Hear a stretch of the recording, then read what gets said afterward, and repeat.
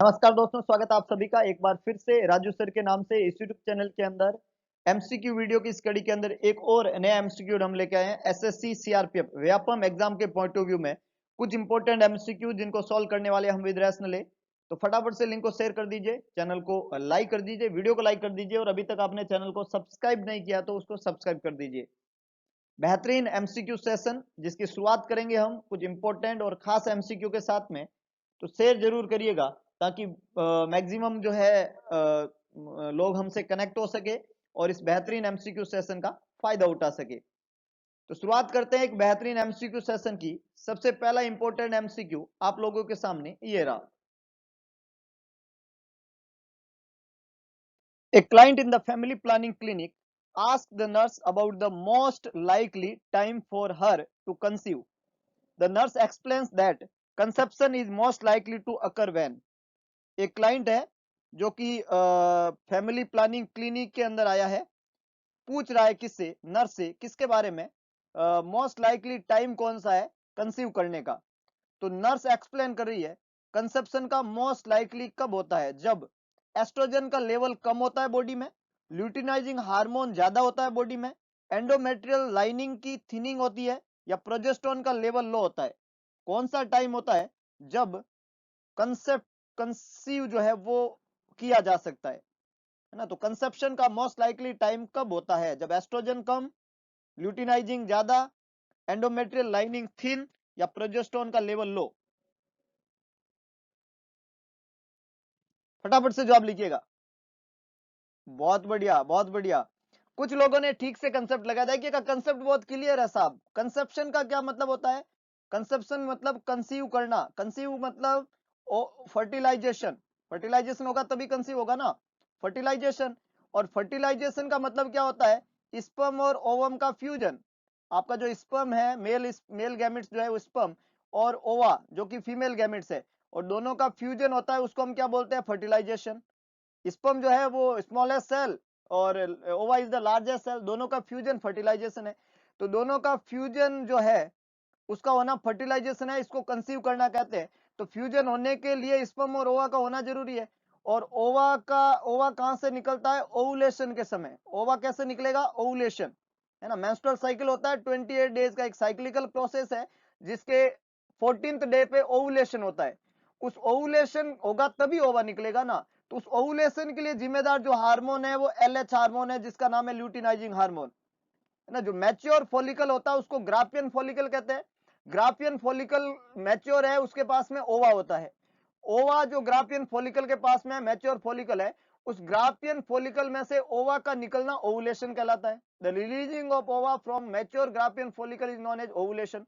तो ओवुलेशन जो होता है वो ग्राफियन फॉलिकल में से जब होता है तो उसको रिलीज करवाने के लिए ल्यूटिनाइजिंग हार्मोन काम करता है। हम कहते हैं कि मैच्योर ग्राफियन फॉलिकल को लूटने वाला हार्मोन है ल्यूटिनाइजिंग हार्मोन, और उसने मैच्योर ग्राफियन फॉलिकल से क्या लूटा? ओवा लूटा। मैच्योर ग्राफियन फॉलिकल से क्या लूटा? ओवा। तो ल्यूटिनाइजिंग हार्मोन ने मैच्योर ग्राफियन फॉलिकल से एक चीज लूटी, और वो क्या लूटा? ओवा लूटा। इस प्रोसेस को क्या कहते हैं? ओवुलेशन।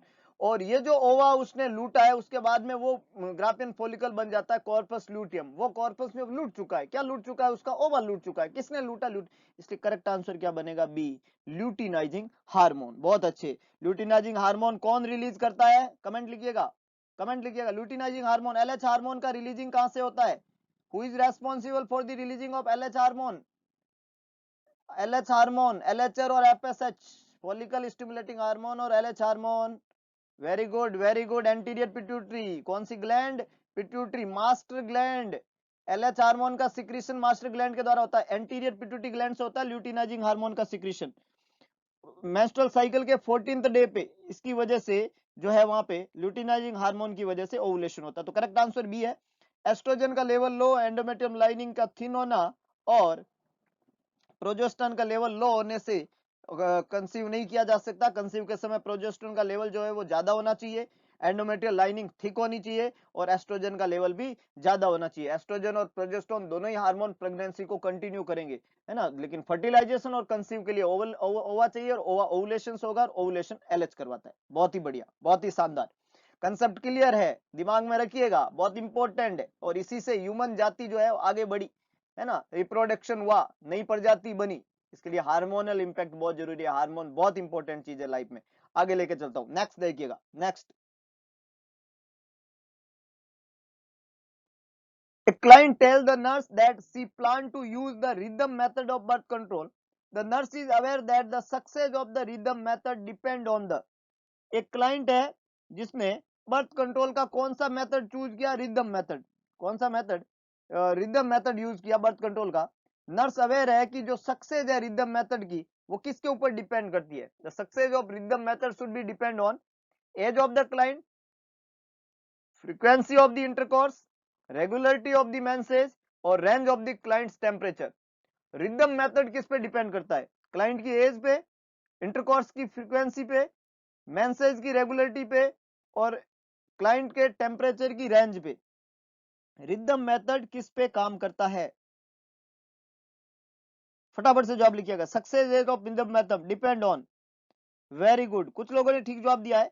सक्सेस रेट जो होती है रिदम मेथड की वो पूछिए आपको, success rate of rhythm method birth control की डिपेंड करती है क्लाइंट के मेंसेज की रेगुलरिटी के ऊपर, regularity of the menses, regularity of the menses. See यहाँ पे करेक्ट आंसर है, मेंसेज की रेगुलरिटी के ऊपर डिपेंड करती है बर्थ कंट्रोल के रिदम मेथड की success.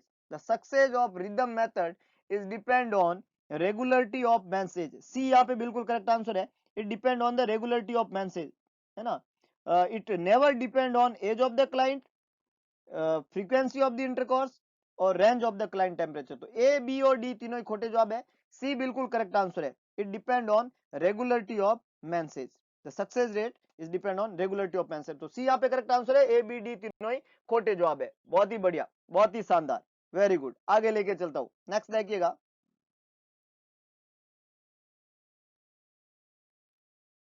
A client with diabetes, question है क्या पूछा, ए client with diabetes ask the nurse for advice regarding method of birth control. Lady जो है वो डायबिटीज है और नर्स को बर्थ कंट्रोल के मेथड के बारे में पूछ रही है। कौन सा मेथड बर्थ कंट्रोल का मोस्ट सुटेबल है डायबिटीज क्लाइंट के लिए। एक क्लाइंट है जो डायबिटिक है, नर्स से पूछ रही है method of birth control, birth control का मेथड। तो सबसे सुटेबल मेथड कौन सा है बर्थ कंट्रोल का, पहला ऑप्शन यहाँ पे लिखा हुआ है इंट्रायूट्राइन डिवाइस, दूसरा है ओरल कॉन्ट्रासेप्टिव, तीसरा है डायफ्राम और चौथा है कॉन्ट्रासेप्टिव स्पंज। डायबिटिक क्लाइंट है, नर्स से क्या पूछ रही है, बर्थ कंट्रोल के मेथड। तो सबसे सुटेबल मेथड कौन सा है बर्थ कंट्रोल का डायबिटिक क्लाइंट के लिए, फटाफट से अपना जवाब लिखिएगा।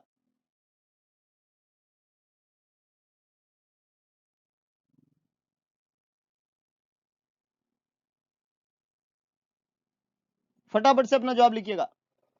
Best method of birth control for the client with diabetes, which one.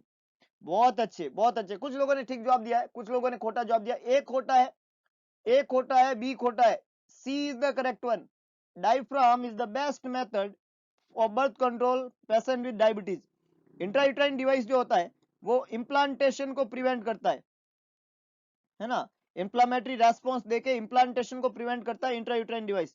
Diabetes client जो होता है उसमें इन्फ्लामेशन का रेस्पॉन्स ज्यादा हो जाता है, इसलिए हम आईयूडी काम में नहीं लेते हैं, वो बेस्ट नहीं है। ओरल कॉन्ट्रासेप्टिव पिल जो होता है बी, वो इनकरेक्ट है क्योंकि ये बेस्ट मेथड नहीं हो सकता। जब ब्लड ग्लूकोज लेवल बढ़ा हुआ होता है तो ओरल कॉन्ट्रासेप्टिव पिल बेस्ट मेथड में नहीं आते। और कॉन्ट्रासेप्टिव स्पंज जो है वो अलोन जो है इतने बेस्ट नहीं है प्रेगनेंसी को प्रिवेंट करने के लिए, इसलिए डी भी खोटा है ना। तो ए बी और डी बेस्ट मेथड नहीं बन सकते, सी बिल्कुल बेस्ट मेथड है, diaphragm for patient with diabetes, है ना। ओरल कॉन्ट्रासेप्टिव पिल का फेलियर है, ग्लूकोज का लेवल बढ़ा हुआ है, इसलिए इंट्रायूट्राइन डिवाइस इंफ्लेमेटरी रेस्पॉन्स देता है, डायबिटीज में ये ज्यादा हो जाता है, इसलिए प्रॉब्लमेटिक है, इसलिए करेक्ट आंसर रहेगा सी, डायफ्राम। बहुत ही बढ़िया, बहुत ही शानदार। आगे लेके चलता हूं, नेक्स्ट देखिएगा, नेक्स्ट देखिएगा। The doctor suspected that the client has an ectopic pregnancy. Which symptom is consistent with a diagnosis of ectopic pregnancy? एक डॉक्टर ने सस्पेक्टेड किया कि जो क्लाइंट आया है उसको क्या हो सकती है, एक्टोपिक प्रेगनेंसी हो सकती है। कौन सा सिम्टम जो है वो एक्टोपिक प्रेगनेंसी का डायग्नोसिस के रूप में यहाँ पे दिखेगा, कौन सा सिम्टम है जो एक्टोपिक प्रेगनेंसी के डायग्नोसिस के रूप में दिखेगा। पहला ऑप्शन है पेनलेस वेजाइनल ब्लीडिंग, दूसरा ऑप्शन है एब्डोमिनल क्रैम्पिंग, तीसरा ऑप्शन है thrombic pain in the upper quadrant, चौथा है sudden stabbing pain in the lower quadrant.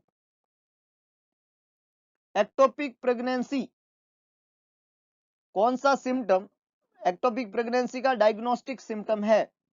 फटाफट से अपना जवाब लिखिएगा।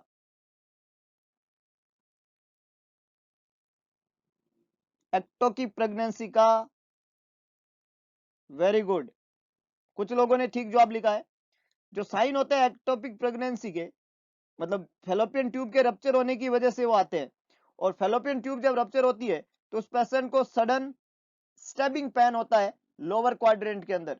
डी बिल्कुल करेक्ट आंसर है। ये जो डी लिखा हुआ है sudden stabbing complaint in the lower quadrant, जो रेडिएट करता है डाउन लेग के अंदर और अपवर्ड इनटू द चेस्ट, ये एक्टोपिक प्रेगनेंसी के साइन है। पेनलेस वेजाइनल ब्लीडिंग जो होती है, ये साइन है प्लासेंटा प्रीविया का। पेनलेस वेजाइनल ब्लीडिंग किसका साइन है? प्लासेंटा प्रीविया का। Painless vaginal bleeding is a sign of placenta previa. दो कंडीशन होती है एंटीपार्टम हेमरेज के कारणों में, प्लासेंटा प्रीविया और एब्रूप्टियो प्लासेंटा। जब प्लासेंटा लोअर यूट्राइन सेगमेंट में इंप्लांट हो जाता है, इसको प्लासेंटा प्रीविया कहते हैं, और इससे पेनलेस वेजाइनल ब्लीडिंग होती है। तो ए आंसर इनकरेक्ट हो गया। एब्डोमिनल क्रैम्पिंग जो है वो किसका साइन है? अगर किसी प्रेग्नेंट लेडी को एब्डोमिनल क्रैम्पिंग हो रही है, वो किसका साइन है? प्रेग्नेंट लेडी को एब्डोमेन में क्रैम्प्स आ रहे हैं, कॉन्ट्रैक्शन आ रहे हैं, भाई ये लेबर का साइन है। इतना क्या सोच रहे हो? एब्डोमिनल क्रैम्पिंग किसका साइन है? लेबर का, है ना, लेबर पेन शुरू हो गया। एब्डोमिनल क्रैम्पिंग लेबर का साइन रहेगा। थ्रोम्बिंग पेन हो रहा है अपर क्वाड्रेंट के अंदर एक प्रेग्नेंट लेडी को, किसका साइन है? कोई स्पेसिफिक चीज नहीं है, कुछ भी हो सकता है। अपर क्वाड्रेंट में थ्रोम्बिंग पेन होने के बहुत सारे रीजन होते हैं, तो ये भी आंसर नहीं है एक्टोपिक प्रेगनेंसी का। तो ए, बी और सी तीनों ही खोटे जवाब है। डी बिल्कुल करेक्ट आंसर है। Sudden stabbing pain in the lower quadrant is the correct one. D is the correct one. बहुत ही बढ़िया, बहुत ही शानदार। आगे लेके चलता हूं। नेक्स्ट देखिएगा, नेक्स्ट देखिएगा। A client with hyperemesis gravidarum, client है हाइपर एमएसिस ग्रेविडेरम का, is at risk of developing. क्या डेवलप हो सकता है? हाइपर एमएसिस ग्रेविडेरम जो होता है वो प्रेगनेंसी के दौरान ग्रेविड यूट्रस के साथ में प्रेग्नेंट लेडी को बहुत ज्यादा अमाउंट के अंदर वोमिटिंग होना। एमएसिस मतलब वोमिटिंग, हाइपर मतलब ज्यादा, तो ज्यादा वोमिटिंग हो रही है due to the pregnancy, gravid uterus, pregnant lady को बहुत ज्यादा वोमिटिंग होना हाइपर एमएसिस ग्रेविडेरम कहलाता है। अब एक प्रेग्नेंट लेडी को हाइपर एमएसिस ग्रेविडेरम हो रहा है ना, ग्रेविड यूट्रस के कारण उसको बहुत ज्यादा वोमिटिंग हो रही है, इसको हाइपर एमएसिस ग्रेविडेरम कहते हैं। तो जब प्रेग्नेंट लेडी को हाइपर एमएसिस ग्रेविडेरम हुआ, तो वो क्या चीज उसमें डेवलप हो सकती है, किस चीज के डेवलप होने की रिस्क है उस प्रेग्नेंट लेडी को? पहला यहाँ पे दिया हुआ है रेस्पिरेटरी एल्कलोसिस विदाउट डिहाइड्रेशन, दूसरा है मेटाबॉलिक एसिडोसिस विद डिहाइड्रेशन, तीसरा है respiratory acidosis without dehydration, last है मेटाबॉलिक एल्केलोसिस विद डिहाइड्रेशन। चार ऑप्शन यहाँ पे दिए हुए हैं, फटाफट से अपना जवाब लिखिएगा, फटाफट से अपना जवाब लिखिएगा। प्रेग्नेंट लेडी हाइपर एमएसिस ग्रेविडम, क्या रिस्क है डेवलप होने की? वेरी गुड, कुछ लोग ने ठीक जवाब पहचाना। जब वॉमिटिंग होती है तो क्या होता है, आपको बहुत सिंपल सा होना चाहिए भाई। हाइपर एमएसिस हो रहा है तो उसको परसिस्टेंट नोजिया और वॉमिटिंग होगा, है ना। जब लेडी को बार बार वॉमिटिंग हो रही है, नोजिया हो रहा है, वॉमिटिंग हो रहा है, तो परसिस्टेंट नोजिया और वॉमिटिंग हो रहा है। जब परसिस्टेंट नोजिया और वॉमिटिंग होता है, नॉर्मली अगर नॉर्मल वॉमिटिंग होती है, बहुत ज्यादा अमाउंट में वॉमिटिंग नहीं होती है, तब तो बॉडी के अंदर एल्कलोसिस वाली कंडीशन होती है ना। अगर नॉर्मल वॉमिटिंग होती है और एसिड लॉस हो जाता है स्टोमक का, तो बॉडी में एल्कलोसिस होता है, और ये एल्कलोसिस मेटाबॉलिक एल्कलोसिस कहलाता है। लेकिन जब हाइपर एमेसिस ग्रेविडे में होता है, जिसमें परसिस्टेंट नोजिया और वॉमिटिंग होती है, तो उसकी वजह से मरीज जो है वो डिहाइड्रेटेड हो जाता है, और सीवियर डिहाइड्रेशन वाली कंडीशन में एसिडोसिस डेवलप हो जाती है। तो नॉर्मल वोमिटिंग होती है जब मरीज वोमिटिंग के साथ में डिहाइड्रेटेड नहीं होता है, तब तो उसमें एल्कलोसिस होता है, मेटाबॉलिक एल्कलोसिस। लेकिन मेटाबॉलिक एल्कलोसिस डिहाइड्रेशन के साथ में नहीं है। अगर डिहाइड्रेशन हो गया तो डेफिनेटली उसको क्या हो जाएगा, मेटाबॉलिक एसिडोसिस। कंफ्यूजन यही रहता है ना। कुछ लोगों को लगता है वो मेटाबॉलिक एल्कलोसिस है, कुछ लोग एसिडोसिस, क्योंकि वोमिटिंग में मेटाबॉलिक एल्कलोसिस होता है। लेकिन याद रखिएगा, यहाँ पे वोमिटिंग परसिस्टेंट है, उसकी वजह से प्रेग्नेंट लेडी को क्या हो जाएगा, हाइपरएमेसिस की वजह से डिहाइड्रेशन होगा, और डिहाइड्रेशन की वजह से एसिडोसिस होगा, इसलिए कंडीशन मेटाबॉलिक एसिडोसिस के साथ में डिहाइड्रेशन होगा। बी करेक्ट आंसर है, डी खोटा जवाब है। कुछ लोगों ने बी लिखा, कुछ लोगों ने डी लिखा, लेकिन जितने लोगों ने डी लिखा उनके लिए सजा है कि वो 10-10 बार बी लिखे। है ना। 10-10 बार का मतलब है 10 कमेंट्स लिखने अलग अलग, एक साथ 10 नहीं लिखना, ये पसंद नहीं है मेरे को। और देखो आपको फिर एक साथ लिख देते हैं, कौन देखेगा, तो ऊपर वाला सब देखता है ना। ऊपर वाले के घर देर है अंधेर नहीं है, हर आदमी को वो देखता है, हर आदमी को नोटिस करता है, उससे बच के रहिएगा और सही जवाब दीजिएगा। तो बी यहाँ पे करेक्ट आंसर है, मेटाबॉलिक एसिडोसिस। बहुत ही बढ़िया, बहुत ही शानदार, कुछ लोगों ने बिल्कुल सही पहचाना, परसिस्टेंट वॉमिटिंग है इसलिए मेटाबॉलिक एसिडोसिस है। ए और सी खोटे हो गए क्योंकि ये रेस्पिरेटरी तो है ही नहीं, भाई रेस्पिरेटरी तो ये हो ही नहीं। और डी हमने बोला एल्कलोसिस इसलिए नहीं है क्योंकि वॉमिटिंग परसिस्टेंट टाइप की है। बहुत ही बढ़िया, बहुत ही शानदार, वेरी गुड, बहुत ही अच्छे। A client tell the doctor that she is about 20 week pregnant, the most definitive sign of pregnancy। एक क्लाइंट ने डॉक्टर को बोला कि वो 20 वीक की प्रेगनेंसी के साथ में है। सबसे डेफिनेटिव साइन कौन सा है प्रेगनेंसी का? प्रेगनेंसी का डेफिनेटिव साइन पूछा है, definitive sign diagnosis of pregnancy. Definitive मतलब confirmative, positive. Elevated HCG, HCG का elevation, presence of fetal heart tone, fetal heart rate का प्रेजेंट होना, यूट्राइन एनलार्जमेंट और breast enlargement and tenderness. Definitive sign of pregnancy, बहुत बहुत simple question है, बहुत simple है। कुछ साइन डेफिनेटिव होते हैं, कुछ साइन सब्जेक्टिव होते हैं। डेफिनेटिव साइन और सब्जेक्टिव साइन में फर्क है। पहला ऑप्शन दिया हुआ है एलिवेटेड एचसीजी, ये सब्जेक्टिव साइन है। प्रेगनेंसी के अलावा भी कई कंडीशन में एलिवेटेड हो सकता है एचसीजी, ये सब्जेक्टिव साइन है, ये खोटा जवाब है। यूट्रस का एनलार्जमेंट प्रेगनेंसी के अलावा भी हो सकता है, सब्जेक्टिव साइन है, खोटा जवाब है ना। ट्यूमर बन गया, कई कई सारी चीजें होती है, डेफिनेटिव साइन नहीं बोल सकते आप। ब्रेस्ट का एनलार्जमेंट और टेंडरनेस भी कई रीजन की वजह से हो सकते हैं। जो सब्जेक्टिव साइन है वो कई कारणों की वजह से हो सकते हैं, है ना। जो डी ऑप्शन है ब्रेस्ट एनलार्जमेंट, ये ज्यादातर जो है मेंसेज या ओरल कॉन्ट्रासेप्टिव जो पिल लेते हैं लेडी, जो ओसीपी लेती है, उनमें ब्रेस्ट एनलार्जमेंट और टेंडरनेस रहती है। जो लेडी को मेंस्ट्रुअल साइकिल आते हैं, मेंसेज रहते हैं, उस समय उसमें जो है ब्रेस्ट एनलार्जमेंट और टेंडरनेस रहती है, तो ये सब्जेक्टिव साइन है ना। यूट्रस का एनलार्जमेंट और एचसीजी का लेवल ज्यादा होना आइडेंटिफॉर्म मोल में भी होता है। आइडेंटिफॉर्म मोल आपने सुना होगा, तो उसमें भी ये देखने को मिलता है। तो ये जरूरी नहीं है वहां पे प्रेगनेंसी हो, लेकिन अगर फीटल हार्ट रेट प्रेजेंट है तो अंदर बच्चा है, बच्चा है तो प्रेगनेंसी है, तो फीटल हार्ट रेट का प्रेजेंट होना डेफिनेटिव साइन है प्रेगनेंसी का। बी बिल्कुल करेक्ट आंसर है, ए सी और डी तीनों ही खोटे जवाब है। बहुत ही बढ़िया, बहुत ही शानदार, कुछ लोगों ने बिल्कुल सही जवाब दिया है, और आपके इस तरीके के सही जवाब दे के दिल जो है वो बहुत खुश हो जाता है। हमारी मेहनत एक दिन अपने मुकाम पे पहुंचेगी, ये गारंटी है। लगे हुए रहिए, रोज पढ़िए, कंसेप्चुअल स्टडी करिए, कंसेप्ट को बनाइए, चीजों को फिक्स करिए, परमानेंट करिए, क्यों होती है, कैसे होती है और कब होती है, ये समझने की कोशिश करिए, तो डेफिनेटली हम बहुत अच्छा कर जाएंगे। आगे लेके चलता हूं, नेक्स्ट देखिएगा, नेक्स्ट देखिए। The nurse is caring for a neonate whose mother is diabetic. The nurse will expect the neonate to be। एक नर्स केयर दे रही है एक नियोनेट को जिसकी माताजी डायबिटिक है। नर्स एक्सपेक्ट कर रही है नियोनेट को, क्या नियोनेट में एक्सपेक्ट करोगे आप? एज ए नर्स आप केयर दे रहे हैं एक मदर को, एक नियोनेट को जिसकी मदर क्या है, डायबिटिक है। अब डायबिटिक मदर वाले बच्चे को आप केयर दे रहे हैं, तो क्या एक्सपेक्ट करते हैं आप? नियोनेट के अंदर क्या चीज हो सकती है? Hypoglycaemia small for gestational age, hyperglycaemia large for gestational age, hypoglycaemia large for gestational age, hyperglycaemia small for gestational age. Which is the correct one? एक नियोनेट जिसको आप केयर दे रहे हो, डायबिटिक मदर का बच्चा है, क्या हो सकता है उसको? Infant with diabetic mother. Gas, पहला तो ये डिसाइड कर लो, वो बच्चा छोटा होगा या बड़ा? फटाफट से कमेंट करो, डायबिटिक मदर का बच्चा साइज में छोटा होगा या बड़ा? वेरी गुड, बड़ा। मैक्रोसोमिक होगा वो, साइज में क्या हो, मैक्रोसोमिया होता है डायबिटिक मदर का बच्चा, क्या होता है, मैक्रोसोमिया। लार्ज बॉडी वाला, मैक्रो मतलब लार्ज, सोमा मतलब बॉडी, लार्ज बॉडी वाला बच्चा होगा। बच्चे की बॉडी का साइज जो होता है वो लार्ज होता है, मैक्रोसोमिक होता है, क्योंकि प्रेगनेंसी में उस बच्चे को मां से बहुत सारा अमाउंट में ग्लूकोज मिला, तो बच्चे की बॉडी की साइज लार्ज होगी। तो स्मॉल फॉर गैस्ट्रेशनल एज तो खोटा हो गया, ए और डी तो हो ही नहीं सकता सपने में भी, क्योंकि ये नहीं होगा। बच्चा साइज में क्या होगा, लार्ज, तो पहली बात तो फिक्स होगी, बी और सी में से जवाब होगा। अब बी और सी में से अगर जवाब है तो बच्चे को हाइपोग्लाइसीमिया होगा या हाइपरग्लाइसीमिया होगा पैदा होने के बाद में? तो पैदा होने के बाद में डायबिटिक मदर का बच्चा जो होता है उसका ब्लड शुगर लेवल जो है वो लो हो जाता है, इसको हाइपोग्लाइसीमिया कहते हैं।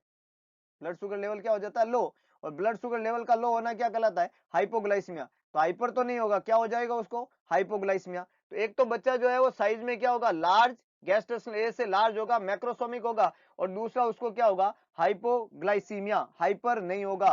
तो जब हाइपर नहीं होगा तो हाइपर वाला भी जवाब क्या हो गया, खोटा। तो बी आंसर यहाँ पे नहीं बनेगा, एक ही बना क्या, सी। और सी में क्या है, हाइपोग्लाइसीमिया के साथ में large for gestation age baby होगा। तो डेफिनेटली करेक्ट आंसर क्या बनेगा, सी। बहुत ही बढ़िया, बहुत ही शानदार, मैक्सिमम लोगों ने बिल्कुल सही जवाब दिया है। लार्ज गैस्ट्रेशन एज का बच्चा है, ग्लूकोज का लेवल फॉल डाउन हो जाता है रैपिडली, क्योंकि उसमें जो ग्लूकोज है वो जो जितनी नीड है उतनी फुलफिल नहीं हो पाती है। जितनी मदर से ग्लूकोज मिलती थी प्रेगनेंसी के दौरान, उतनी ग्लूकोज अभी बाहर के एनवायरमेंट में नहीं है, इसलिए वो बच्चा जो है हाइपो में जाता है। तो करेक्ट आंसर है बी। बहुत ही बढ़िया, बहुत ही शानदार, आगे लेके चलता हूं। नेक्स्ट देखिएगा, नेक्स्ट देखिएगा। Which of the following instructions should be included in the nurse's teaching regarding oral contraceptive? Oral contraceptive के रिगार्डिंग कौन सी इंस्ट्रक्शन आप इंक्लूड करेंगे नर्सेस टीचिंग के अंदर? Which of the following instruction should be included in the nurses teaching regarding OCP? OCP के regarding nurses teaching के अंदर कौन सी चीजें इंक्लूड करेंगे? Weight gain should be reported to the physician, अगर आपको ओसीपी लेते हुए वेट गेन हो रहा है तो फिजिशियन को रिपोर्ट करो। An alternate method of birth control is needed when taking antibiotic, antibiotic लेते समय बर्थ कंट्रोल का अल्टरनेट मेथड जो है आपको काम में लेना है। If the client miss one और मोर पिल, 2 pills should be taken per day for 1 week, अगर क्लाइंट मिस कर देता है 1 या 2 पिल तो 1 वीक में, है ना, 2 पिल जो है वो लेनी है 1 वीक के अंदर। और लास्ट है changes in the menstrual flow should be reported to the physician, menstrual flow के अंदर चेंजेस जो है वो फिजिशियन को रिपोर्ट करने हैं। विच is the correct one, which is the correct one? क्या इंस्ट्रक्शन देंगे ओरल कॉन्ट्रासेप्टिव पिल के रिगार्डिंग जब नर्स टीच कर रही है? क्या इंस्ट्रक्शन देंगे, फटाफट से जवाब लिखिएगा।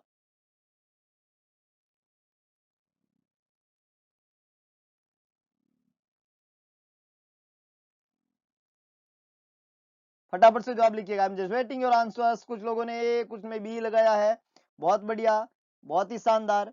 देखिएगा, जब आप ओरल कॉन्ट्रासेप्टिव पिल ले रहे हैं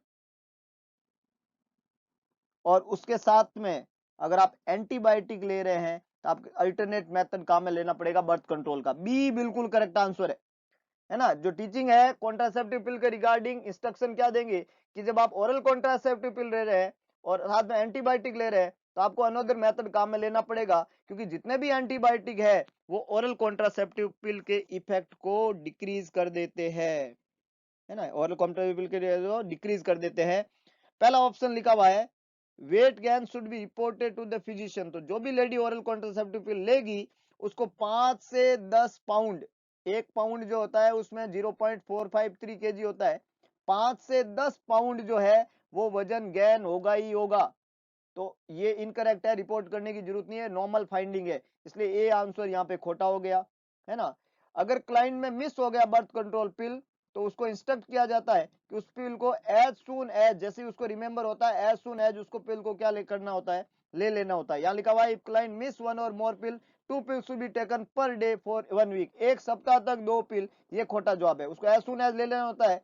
और अगर उसने 2 मिस कर दी है तो उसको 2 ले लेना होता है। और 2 से ज्यादा उसने मिस कर दी है तो मिस पिल जो है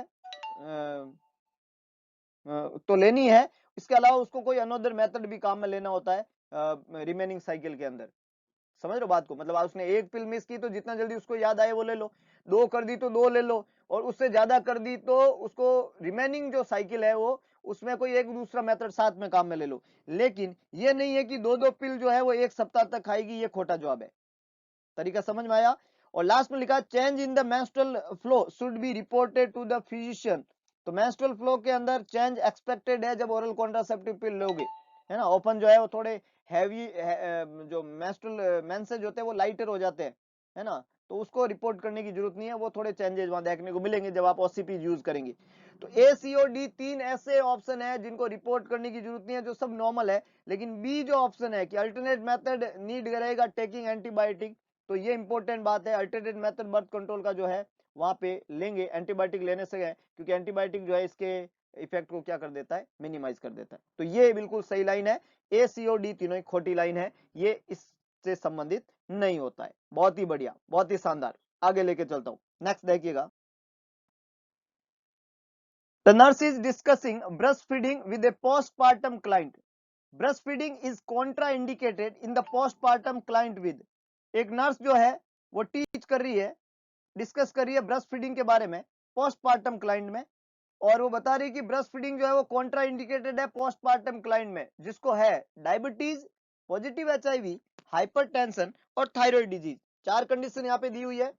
पोस्टपार्टम क्लाइंट है, नर्स उसको ब्रेस्ट फीडिंग करा रही है पोस्टपार्टम क्लाइंट को, तो ब्रेस्ट फीडिंग कॉन्ट्रा इंडिकेटेड है क्लाइंट में। कौन से क्लाइंट में? डायबिटीज वाले में, एचआईवी वाले में, हाइपरटेंशन वाले में या थायराइड डिजीज वाले में? फटाफट से अपना जवाब लिखिएगा। ब्रेस्ट फीडिंग कौन से क्लाइंट में कॉन्ट्रा इंडिकेटेड है? बहुत बढ़िया, बहुत बढ़िया, क्या बात है। इस कमेंट बॉक्स को मतलब आप लोगों ने आज तो सच्ची में राफेल बना दिया है। आपके इस तरीके के कमेंट, एकदम करेक्ट कमेंट देख के बहुत अच्छा लगा है, और बहुत ही शानदार तरीके से आपने इस क्वेश्चन को हैंडल किया और अपनी पूरी उपस्थिति दिखाई। आप अपनी ऐसी उपस्थिति जो है, ये पिंड टेलीग्राम आईडी है वहां भी दिखाए। टेलीग्राम लिंक को फॉलो करें, मैक्सिमम चीजें आपको वहां भी डिलीवर करने की कोशिश करते हैं। आप उसको फॉलो करेंगे तो इन फ्यूचर जो भी नई चीज आने वाली है आपको टेलीग्राम पे मिलेगी। आपको नोट्स मिलेंगे, आपको पीडीएफ्स मिलेंगे, आपको कई सारे लिंक्स मिलेंगे, कई सारी नई चीजें आपको टेलीग्राम आईडी पे मिलेगी, तो उसको आप जरूर फॉलो करें।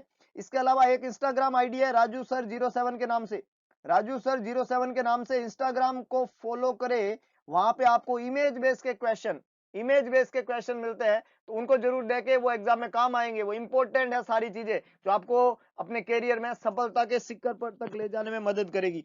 तो ये चीजें आप फॉलो करें, और यहाँ आपने बिल्कुल अच्छे से क्वेश्चन को हैंडल करके फॉलो किया है। पॉजिटिव एचआईवी, बिल्कुल जो मदर एचआईवी पॉजिटिव होती है उसके बच्चे को ब्रेस्ट मिल्क के थ्रू एचआईवी होने की संभावना होती है, इसलिए ब्रेस्ट फीडिंग हम कॉन्ट्रा इंडिकेटेड करते हैं वहां पे। तो बी यहाँ पे करेक्ट आंसर है। डायबिटिक, हाइपरटेंशन और थायराइड डिजीज जो है वो ब्रेस्ट फीडिंग के कॉन्ट्रा इंडिकेशन नहीं बनते हैं, तो इन बीमारियों में ब्रेस्ट फीडिंग कॉन्ट्रा इंडिकेटेड नहीं रहती है। तो करेक्ट आंसर क्या बनेगा? बी, पॉजिटिव एचआईवी मदर के अंदर ब्रेस्ट फीडिंग बच्चे में हम क्या करते हैं? कॉन्ट्रा इंडिकेटेड करते हैं।